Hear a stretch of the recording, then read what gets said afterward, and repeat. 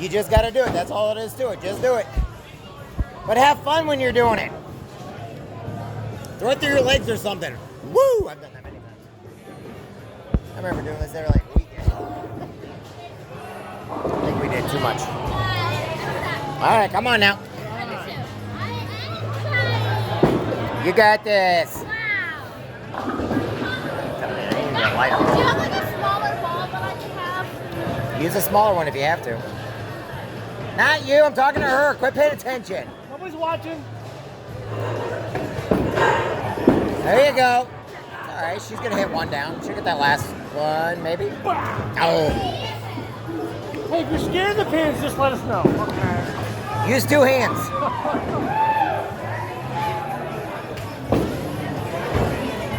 I just don't know. They used to have the lighter balls up at the other end. Yeah. But this are different people now that own the place. So I don't know. Nothing how they do it.